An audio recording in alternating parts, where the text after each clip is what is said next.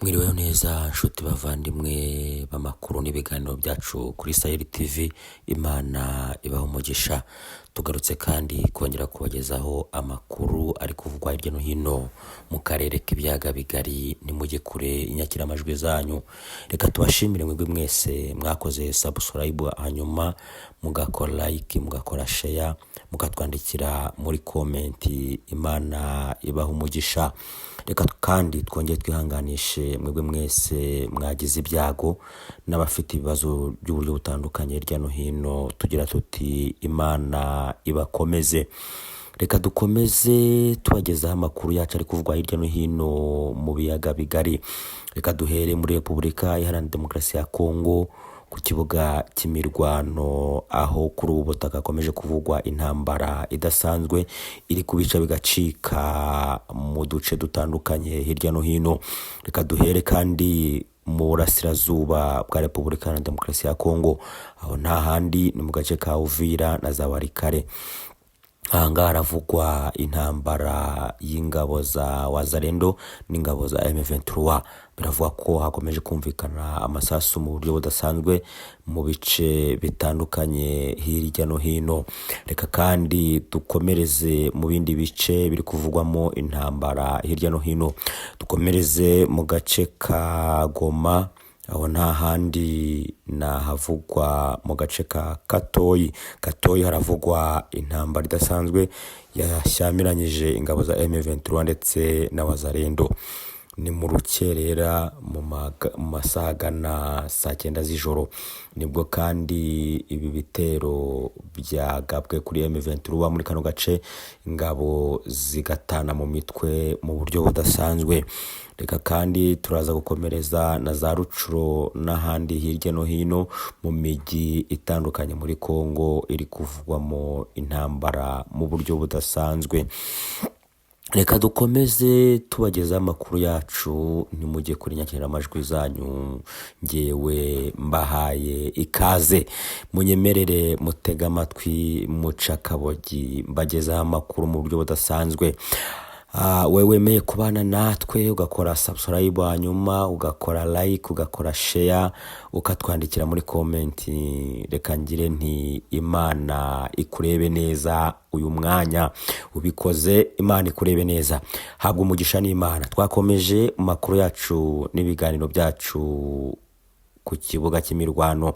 Ntujye kure inyakiramajwi yawe, kankuvire imuzi n'umuzingo nguhe idonido ku makuru y'ibiri kubera ku kibuga cy'imirwano.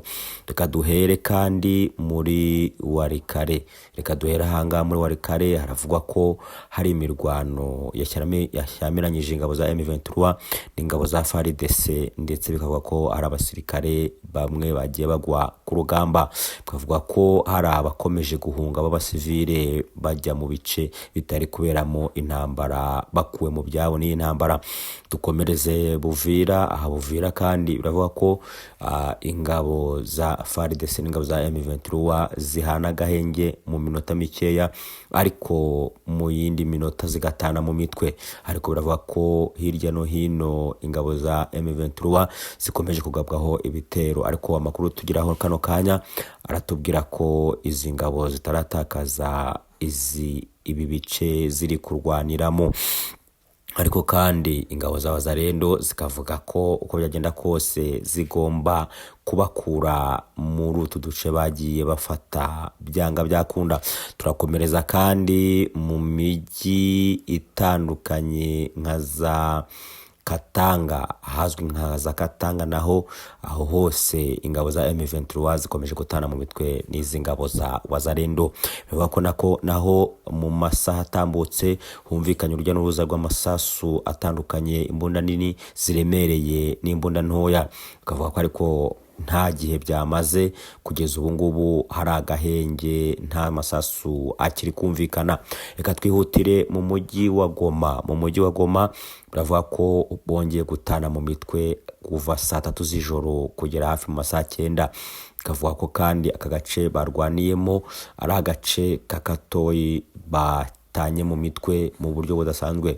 Ingabo za FARDC zikaba zarashe ku ngabo za M23, ariko ingabo za M23 nazo zabashije kwirwanaho mu buryo budasanzwe zisubizayo ibi bitero. Nicyo kimwe kandi no mu bice bigiye bitandukanye za Kicanga n'ahandi hatandukanye nka za Nyiragongo. Biravuga ko izi ngabo za FARDC zapanuye hanyuma zihamaze kwestara intwaro mu buryo bukomeye cyane. Bikavuga ko byagenda kose isaha ku yindi bakongera gukomeza gutana mu mitwe bagira ngo babohoze uyu mujyi wa Goma. Ni mu gihe uyu mujyi wa Goma umaze igihe warigaruriwe n'ingabo za M23 ziwumazemo amezi agera kuri 3 arizo zicunga umutekano muri uyu mujyi. Murabizi ko kandi mu minsi ishize ingabo za M23 zagaragaje abayobozi bayobora uyu mujyi wa Goma. Twihute cyane, amakuru atugeraho aravuga yuko bamwe mu ngabo za M23 bamaze guhabwa ibihano n'akanama k'umuryango wunze ubumwe w'Uburayi. Umuryango wunze ubumwe w'Uburayi wamaze guha ibihano bamwe mu basirikare bakomeye bo mu ngabo za M23.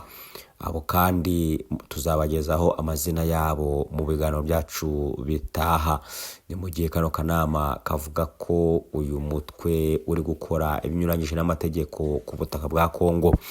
Ariko kandi tukomereze no hirya no hino mu gihe Ababiligi bakomeje gufatanya n'ingabo za FARDC mu kugira ngo bareke ko bagarura amahoro muri Repubulika Iharanira Demokarasi ya Kongo. Amakuru atugeraho aravuga ko izi ngabo za Ababiligi zigomba kuza gufasha Repubulika Iharanira Demokarasi ya Kongo mu rugamba iri kurwana ihanganyemo n'ingabo za M23. Hanyuma ikavuga ko bagomba kuza kugarura amahoro muri Kivu y'Epfo n'iya Ruguru. Aha hose kandi biravuga ko ingabo za M23 zikomeje kwahanganira n'izi ngabo z'Abarundi, Wazalendo, FARDC ndetse na FDLR ndetse n'indi mitwe irimo nk'inyeshyamba na za Nyatura n'izindi. Urugamba rukomeje gufata indi ntera uko bwije n'uko bukeye, rurarushaho gushyuha mu buryo budasanzwe. Umujyi wa Goma ukomeje kwibasirwa n'ibitero bikomeye cyane, aho ingabo za Wazalendo n'ingabo za FARDC zidasinzira ngo ziryame zibone ibitotsi, ahubwo bwije n'uko bukeye zikanga zafashe umujyi wa Goma. Ariko kandi ingabo za M23 nazo zikomeje kuyaryamira amajanja zivuga ziti tugomba kwira bivu tukivuna umwanzi. Uyu mujyi wa Goma umaze igihe uvugiramo amasasu mu buryo budasanzwe. Haraboneka umunsi umwe w'agahenge hanyuma undi munsi bagatana mu mitwe. Ni mu gihe kandi uyoboye ingabo za M23, umuvugizi wa M23 Lawrence Kanyuka aherutse kubwira abaturage ko baryama bagasinzira umutekano ari wose.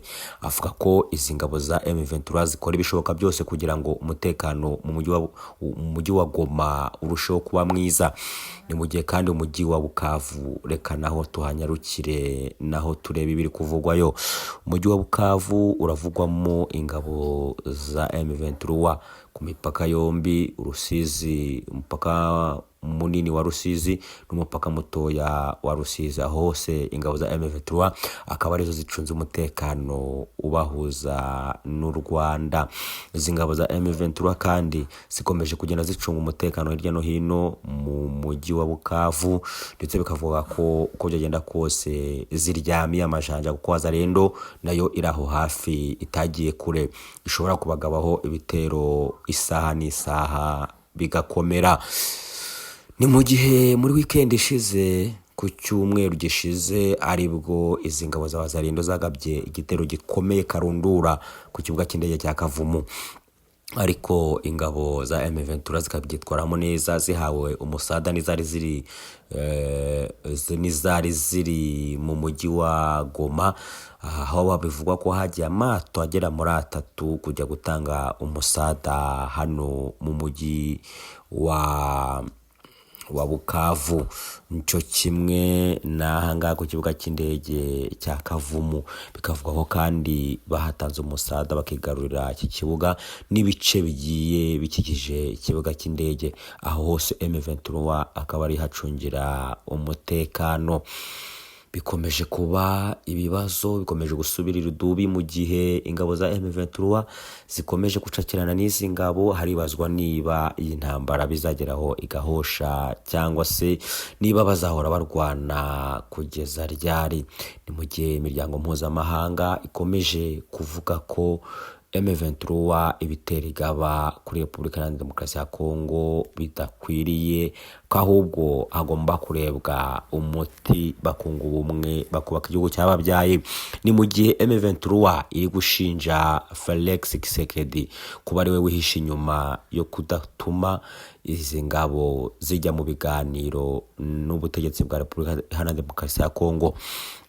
Izi ngabo za M23 zikavuga ko uyu Felix Tshisekedi ari udashaka ibiganiro. Ni mu gihe M23 itangaza ko uko byagenda kose baramutse bemeye ibiganiro yakemera kujya komeza ibiganiro, ariko amahoro akaboneka bakishyira bakizana muri Repubulika Iharanira Demokarasi ya Kongo. M23 yo irareba igasanga nta kindi cyakemura aya makimbirane usibye kwicara ku meza y'ibiganiro. Ni mu gihe kandi ubutegetsi bwa Repubulika Iharanira Demokarasi ya Kongo ibyo butabikozwa budashaka kubyumva. Ariko kandi aribazwa ko iyi ntambara izarangira niba ari ibiganiro koko cyangwa se niba ingabo zimwe zizatsinda izindi, amahoro akagaruka ku butaka bwa Repubulika Iharanira Demokarasi ya Kongo. Twebwe rero turagira tuti amahoro y'Imana abane n'abanyekongo ndetse n'ahandi hose muri rusange. Imana ibagirire neza. Mwakoze kubana natwe mu makuru n'ibiganiro byacu. Ibiganiro byacu nakagaruka, ukore subscribe, hanyuma ukore like, ukore share, hanyuma utwandikire muri comment. Imana iraguha umugisha. Wakoze kubana natwe no kudutega amatwi. Imana ikugirire neza, ikurebe neza, muramukeho, mugira amahoro y'Imana.